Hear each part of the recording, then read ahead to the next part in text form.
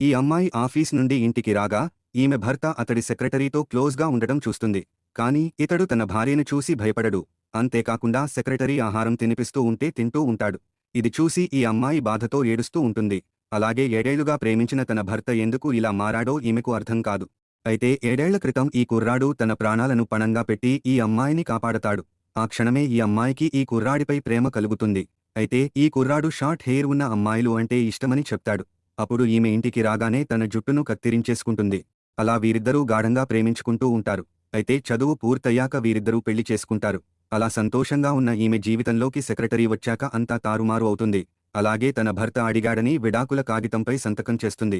అయితే ఈ కుర్రాడు సెక్రటరీతో కలిసి డిన్నర్ చేస్తూ ఉంటాడు. అలాగే సెక్రటరీ రుచికరమైన ఆహారం వండుతుంది. అయితే ఈ అమ్మాయి కారంగా ఉన్న ఆహారం తినలేదు. అయినప్పటికీ బలవంతంగా తింటుంది. అలాగే ఆహారం పడక ఇబ్బంది పడుతూ ఉంటుంది. అప్పుడు ఈ కుర్రాడు నువ్వు కావాలనే నటిస్తున్నావని ఈమెని ఇక్కడే వదిలేసి సెక్రటరీతో అక్కడ నుండి వెళ్ళిపోతాడు. అప్పుడు ఈ అమ్మాయికి కడుపు నొప్పి వచ్చి కింద పడిపోతుంది. దీనితో వెంటనే తన భర్తకు ఫోన్ చేస్తుంది.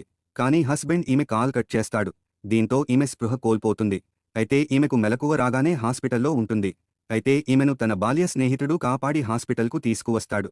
కానీ ఇతడు ఈమెను చిన్నతనం నుండి సీక్రెట్గా లవ్ చేస్తున్నాడని ఈమెకి తెలియదు.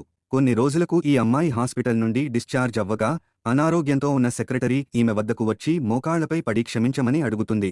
అలాగే కారంగా ఉన్న ఆహారం నీకు పడదని నాకు తెలియదు అని చెప్తుంది. ఇంతలో ఈ కుర్రాడు వస్తూ ఉండగా ఈ సెక్రటరీ కావాలనే తన చెంపపై కొట్టుకుని కింద పడిపోతుంది.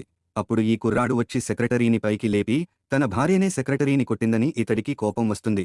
అలాగే ఈమెకు సారీ చెప్పమని అంటాడు. లేదంటే నిన్ను వదిలేస్తానని చెప్తాడు.